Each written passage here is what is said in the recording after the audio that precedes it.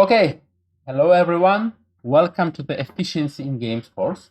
So before I go to the material, I sent you the requirements, which basically are to submit a certain percentage of to submit and to attain a certain percentage of the maximum homework grade in order to be able to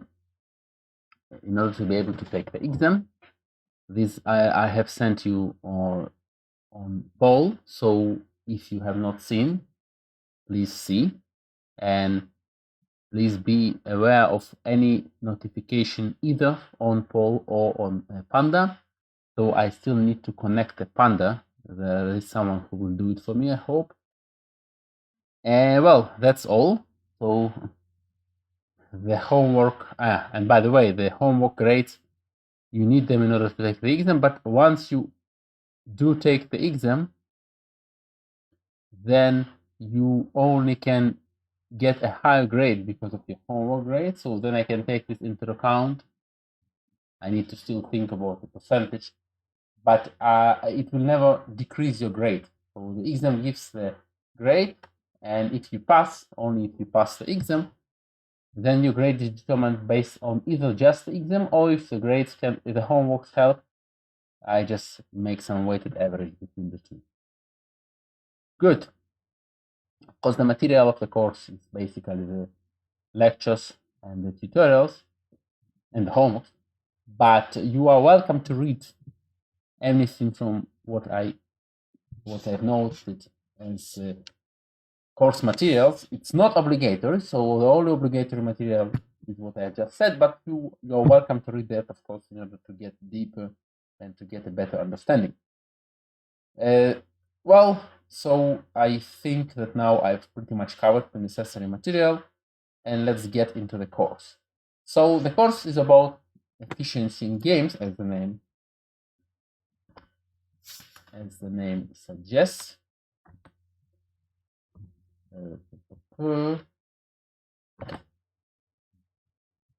And today we are going to talk about the basic things. What exactly is game theory? So it's going to be hopefully known to some people, but even if it's not known to you, it's completely fine.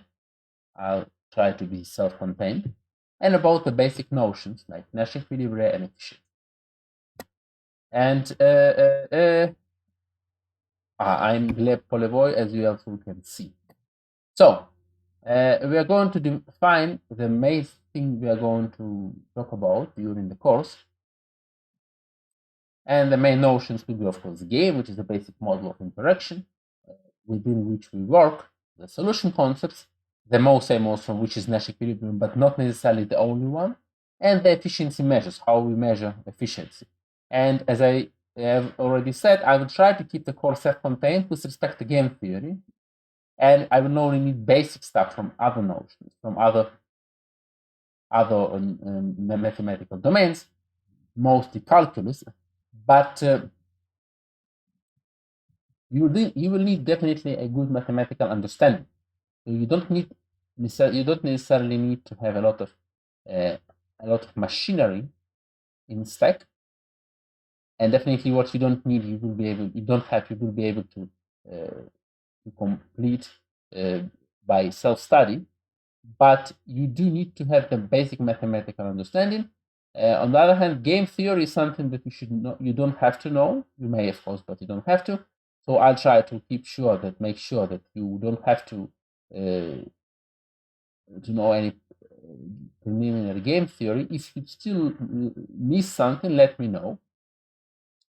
If you miss some game theoretic notions, I'll try to elucidate those. If you miss some other notions, I may just refer you to the books, but let me know. And the goal of the course in general is, of course, the modeling interactions, as anything in game theory.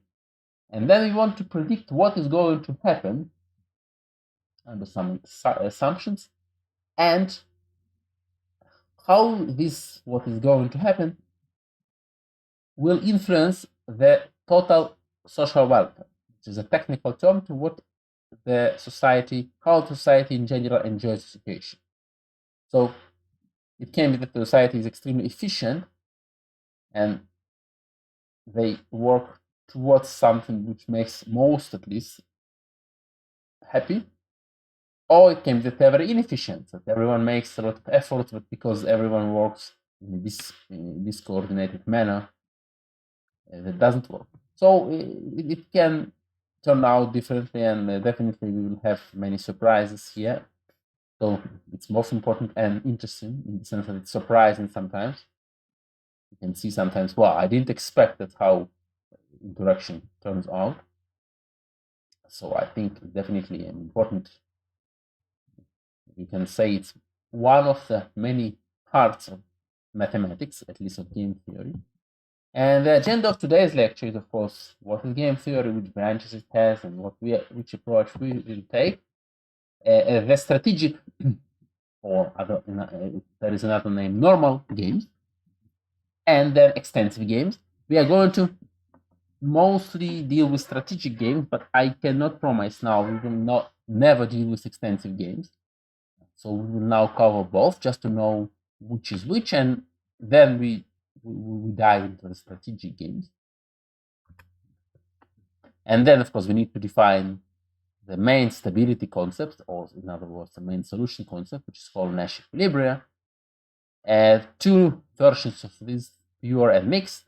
Unlike what theories do,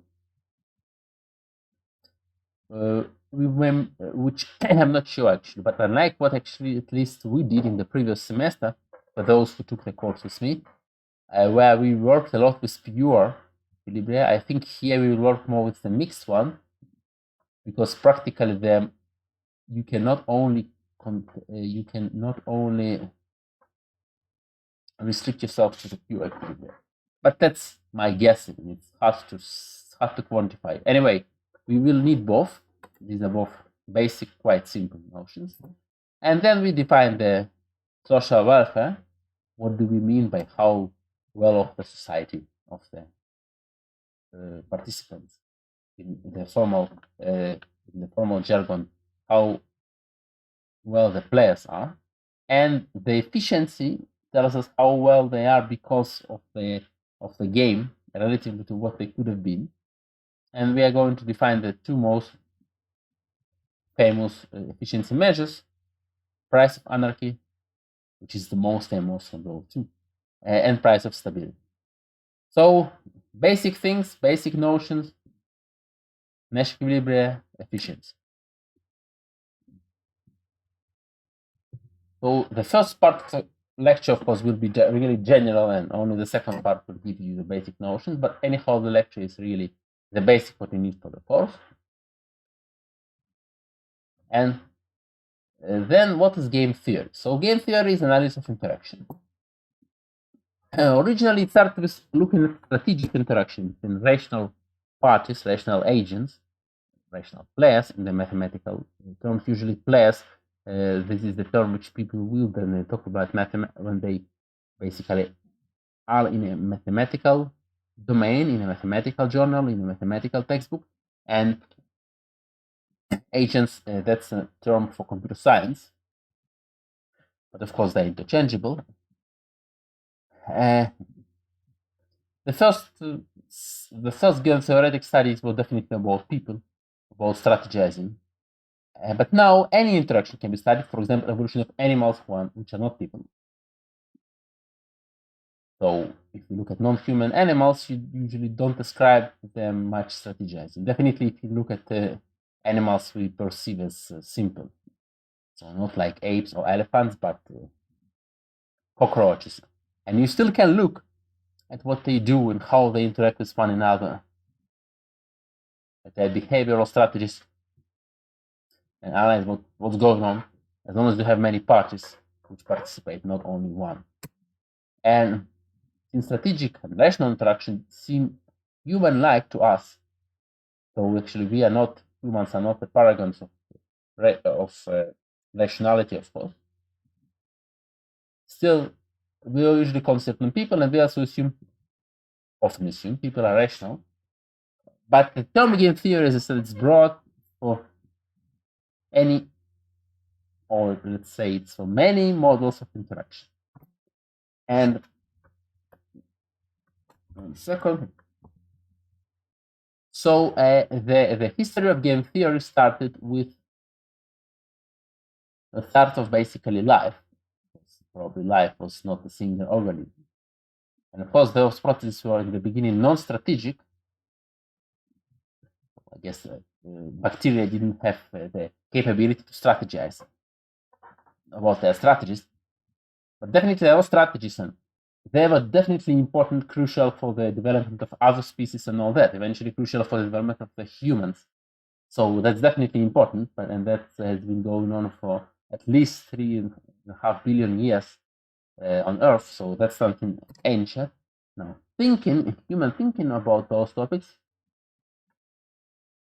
because it started probably with at least we can also, by the way, I suspect people thought also about different species of animals influencing one another. So it was not necessarily about strategizing, but what we know, at least what we know now, is that of course there was some of such thinking in the Hebrew Bible, and someone who speaks Polish can watch a nice lecture by Wojciech Załóżki on YouTube.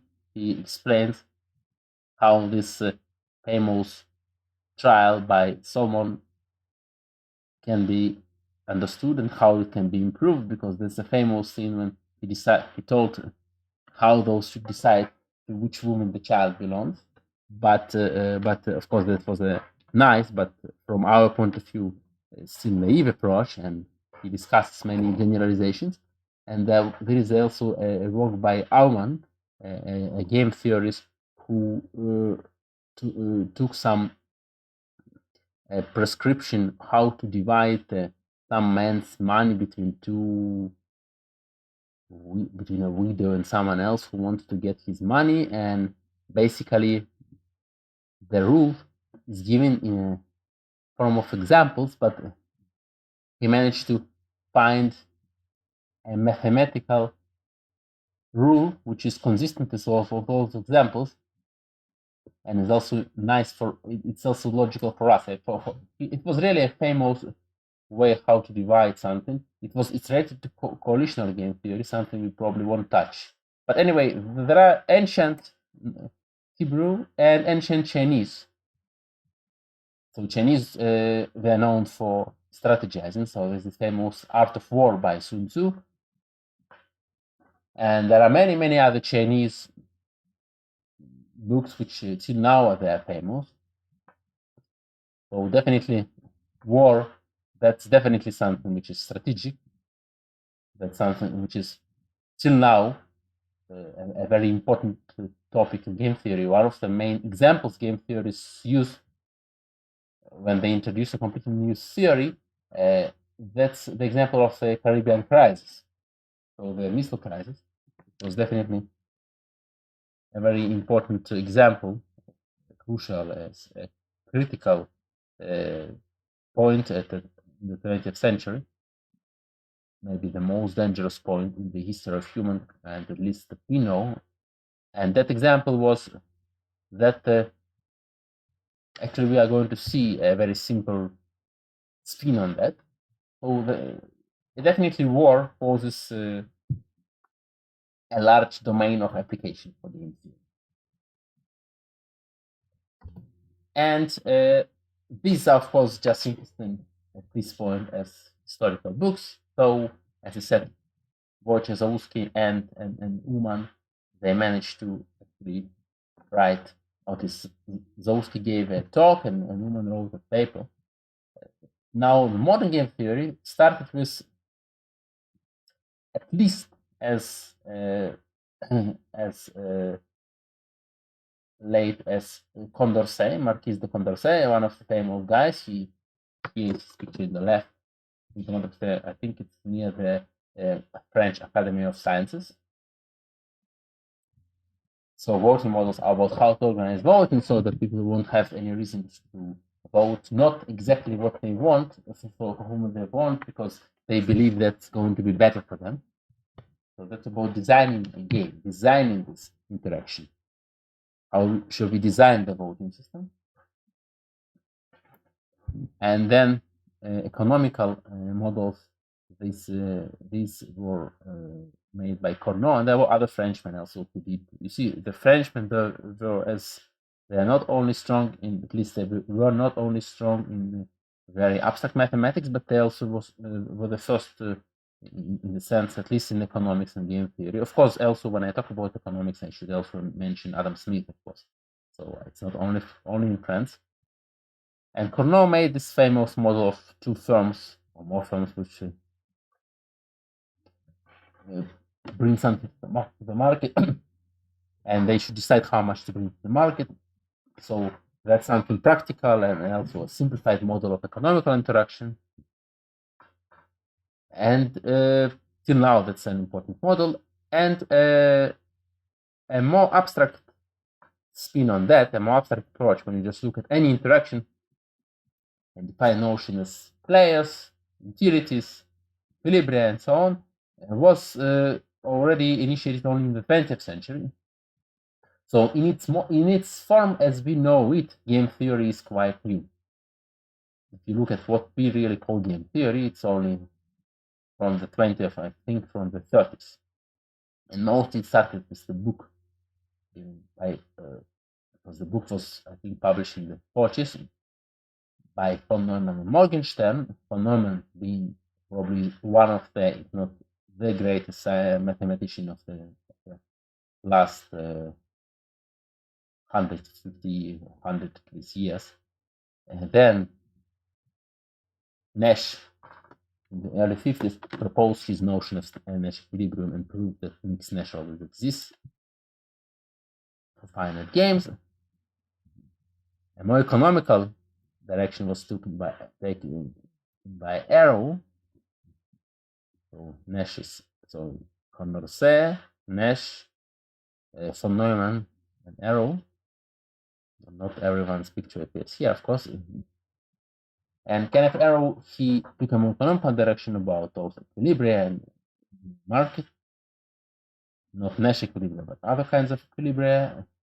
And also, there's a famous impossibility theorem by Arrow, who showed that something we cannot have, or we cannot have a really good voting system.